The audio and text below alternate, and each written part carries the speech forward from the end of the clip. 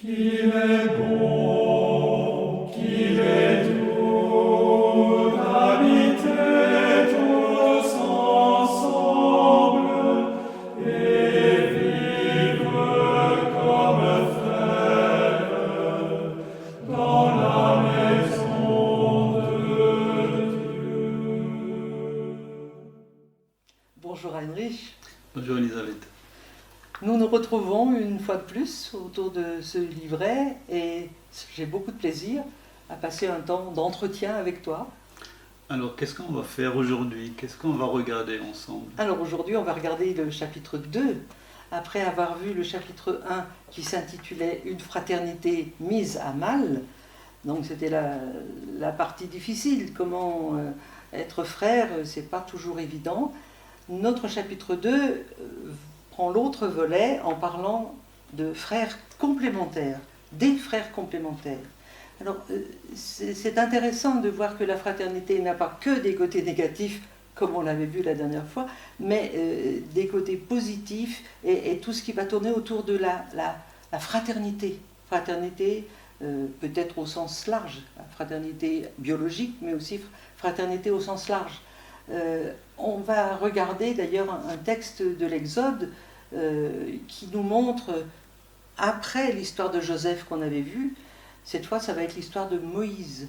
Et on va repérer comment Dieu va envoyer une fratrie pour sauver son peuple. Le texte, on le trouve dans le livre d'Exode, dans le chapitre 4, et ce sont les versets 10 à 17. Moïse dit encore au Seigneur, « Pardon, mon Seigneur, mais moi, je n'ai jamais été doué pour la parole, ni d'hier, ni d'avant-hier, ni même pas depuis que tu parles à ton serviteur. J'ai la bouche lourde et la langue pesante, moi. » Le Seigneur lui dit, « Qui donc a donné une bouche à l'homme? Qui rend muet ou sourd, voyant ou aveugle? N'est-ce pas moi, le Seigneur? Et maintenant, va, je suis avec ta bouche et je te ferai savoir ce que tu devras dire. » Moïse répliqua, « Je t'en prie, mon Seigneur, envoie n'importe quel autre émissaire. » Alors la colère du Seigneur s'enflamma contre Moïse, et il dit, « Et ton frère Aaron, le Lévite? Je sais qu'il a la parole facile, lui. Le voici justement qui sort à ta rencontre, et quand il te verra, son cœur se réjouira. Tu lui parleras et tu mettras mes paroles dans sa bouche. Et moi, je suis avec ta bouche et avec sa bouche. Et je vous ferai savoir ce que vous aurez à faire. C'est lui qui parlera pour toi au peuple. Il sera ta bouche et tu seras son Dieu. Quant à ce bâton, prends-le en main. C'est par lui que tu accompliras les signes. » Je viens de lire le texte, Elisabeth, et puis la femme artiste qui a fait les dessins, comment a-t-elle présenté cette scène-là? Est-ce qu'il y a des choses qui te frappent sur l'image? Alors bien sûr, on voit Moïse en gros plan et son frère Aaron un peu en retrait, mais ce qui est intéressant, c'est de voir que Aaron a la mine plutôt réjouie, comme le texte le disait tout à l'heure, quand il te verra, son cœur se réjouira. C'est intéressant de voir que Aaron n'est pas jaloux de son frère Moïse. Moïse est quand même le chef, et puis alors il a un bâton à la main, ce bâton par lequel il fera les gestes, pendant que Aaron dira de la part du Seigneur, c'est pas l'homme qui a vu l'homme qui a vu l'homme, c'est Dieu qui a dit à Moïse, qui a dit à Aaron, et Aaron va parler, mais les gestes, les signes, les prodiges, les plaies d'Égypte qu'il va y avoir, c'est bien avec la force du bâton et la force de Moïse que Dieu lui a donnée que Moïse fera. C'est bien Moïse qui fait sortir le peuple d'Égypte et non pas Aaron. C'est intéressant de voir qu'il y a en premier plan à Moïse et seulement en second plan à Aaron. Et alors, mais Elisabeth, qu'est-ce qu'on voit en haut à gauche là? Ça fait un peu arbre, buisson. Oui, oui. Alors là, c'est certainement pas situé au bon endroit, mais c'est symbolique bien sûr. Je pense que l'auteur a voulu symboliser le buisson ardent, qui était un épisode qui était au chapitre précédent de l'Exode, où Moïse, qui faisait paître le troupeau de son beau-père Jéthro, voit un buisson qui brûle mais ne se consume pas. Et il s'approche, il fait un détour, et c'est là que Dieu lui est apparu, que Dieu lui a dit « n'approche pas, cet endroit est sacré ». C'est là que Dieu a donné son nom, je suis Yahvé, ce nom imprononçable et intraduisible. C'est le « je suis » qu'on retrouvera plus tard dans l'évangile de Jean. Donc je pense que là, l'auteur, notre dessinatrice, a voulu faire référence à ce buisson ardent qu'elle met dans le ciel un peu comme un soleil. C'est ce buisson ardent, cet épisode qui va illustrer, accompagner tout au long de l'Exode Moïse, Aaron et le peuple.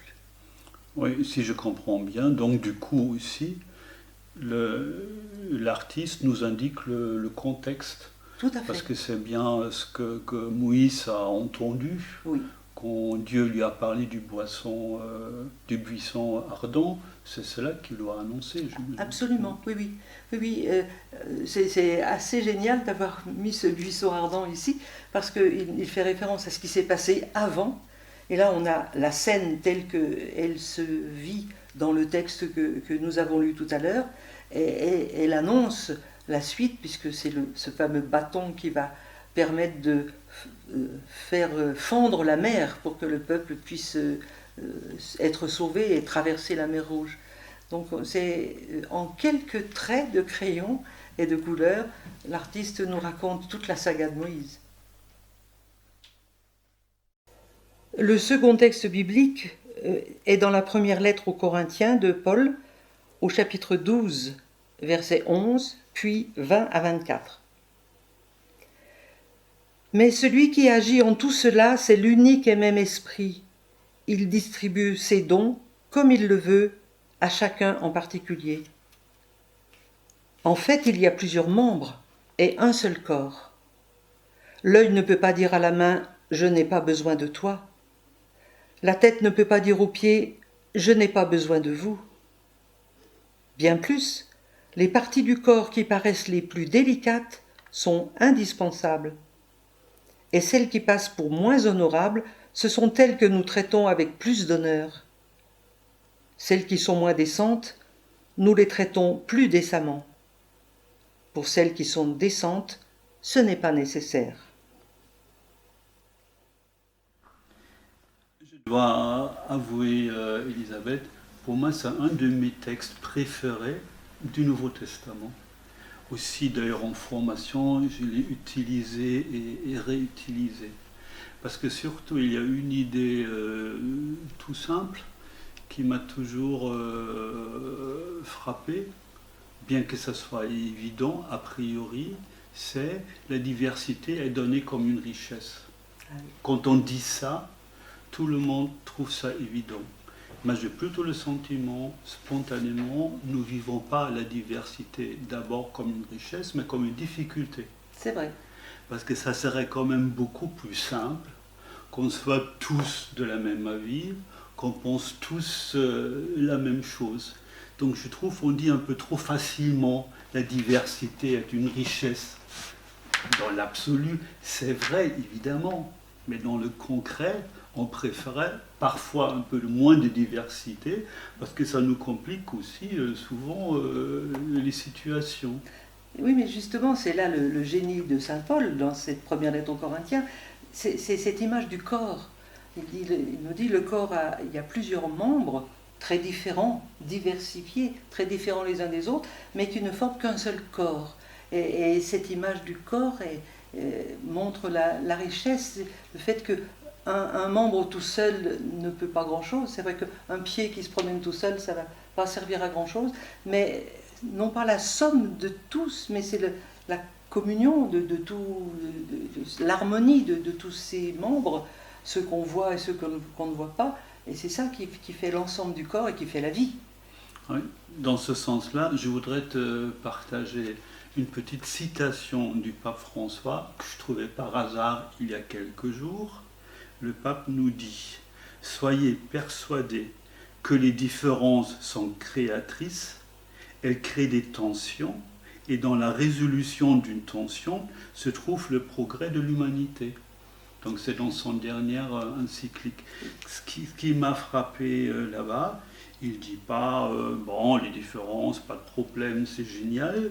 Il dit les différences créent des tensions, et c'est dans la résolution d'une tension qu'on avance, qu'on trouve le progrès de l'humanité. Oui, et là l'image du corps, dans le texte que nous avons lu, on montre que le corps ne peut pas exclure un membre. Quand on dit l'œil ne peut pas dire à la main je n'ai pas besoin de toi, la main est là et l'œil peut dire ce qu'il veut, la main est toujours là. Et il y avait dans une autre partie du texte que nous n'avons pas lu, l'inverse, c'est que un membre ne peut pas dire je ne fais pas partie du corps. On ne peut pas exclure quelqu'un et on ne peut pas s'exclure soi-même. Je crois que c'est assez intéressant de voir que ça marche dans les deux sens. Et c'est tout ça qui fait le corps, qui fait la communauté, enfin, la fraternité, puisqu'on est dans un chapitre sur frères complémentaires. C'est la fraternité non plus biologique, mais la fraternité ecclésiale, de la communauté ecclésiale. Mais moi j'ai aussi toujours ça très fort, que personne n'a le droit de dire à l'autre « j'ai besoin de toi ». Et c'est aussi, je crois pour le texte, il est évident que chaque membre de la communauté à Corinthe, donc chaque membre de la communauté chrétienne, a reçu les dons de l'esprit. Donc on a le droit de l'exclure personne, mais personne en quelque sorte n'a le droit de s'exclure. Mais je voudrais quand même te poser une question. Aïe, aïe, aïe. Ouais. Pourquoi a-t-on besoin des faibles? En fait, le texte dit quand même que voilà, ceux qui sont considérés comme moins honorables, ceux qui sont moins décentes, etc., ils sont autant nécessaires que les autres. Et les parties du corps qui paraissent les plus délicates sont indispensables. Ça ne me semble pas évident de dire ça. Explique-moi. Alors, je vais déjà repartir à Corinthe dans les années 50, parce que, non pas parce que j'y étais, mais enfin, j'ai lu quelques petites choses à ce sujet. À Corinthe, il y avait, ça bougeait, ça bouillonnait dans tous les sens, et il y avait entre autres le parler en langue, qui était donc un peu extraordinaire, et ceux qui parlaient en langue étaient mis sur un piédestal, et puis les autres, ceux qui ne savaient pas trop parler, comme Moïse, étaient déconsidérés. Et quand Paul dit tous les dons qui existent, tous les charismes qui existent, il place en tout dernier le don des langues, pour bien montrer que ce n'est pas le plus important, ce n'est pas celui qui fait le plus d'esbrouf qui est le plus important. Et là, ça rejoint vraiment ce que le pape nous dit dans sa dernière encyclique, ce que les papes disent depuis fort longtemps, c'est que les plus petits ont toute leur place. Et Paul va plus loin, il dit ils sont à mettre à la première place.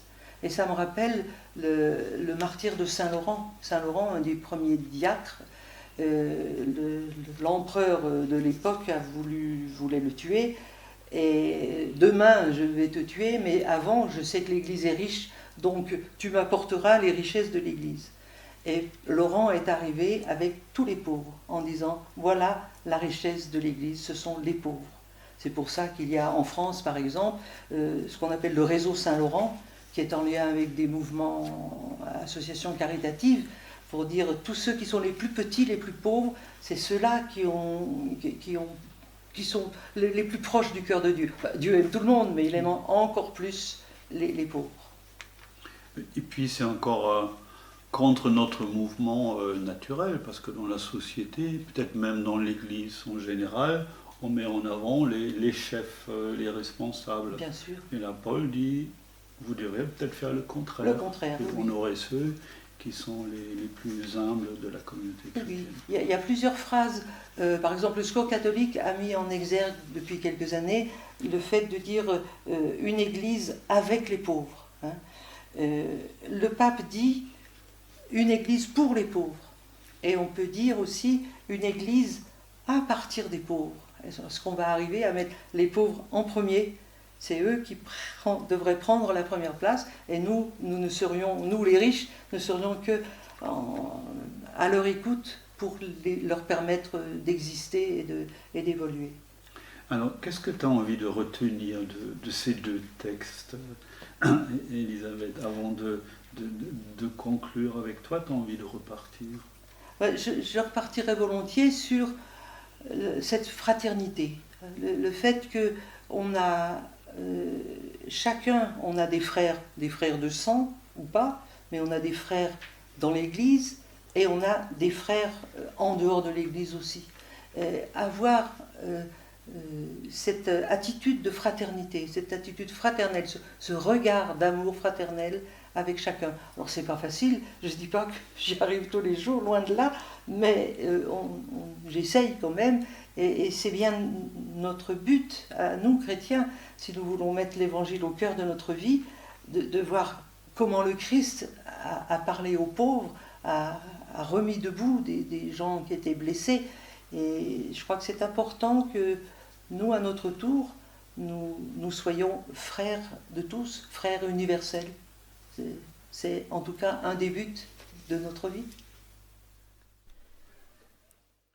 Seigneur, tu as distribué des dons nombreux à chacun de tes enfants.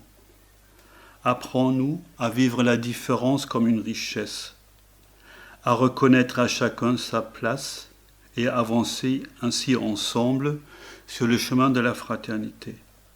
Nous te le demandons par Jésus-Christ, ton Fils, qui règne avec toi et le Saint-Esprit, maintenant et pour les siècles des siècles. Amen. Pour terminer cet entretien, la petite phrase que vous commencez à connaître, la fraternité, ça s'apprend, la fraternité, c'est l'affaire de tous. Alors Heinrich, à la prochaine fois. À la prochaine fois.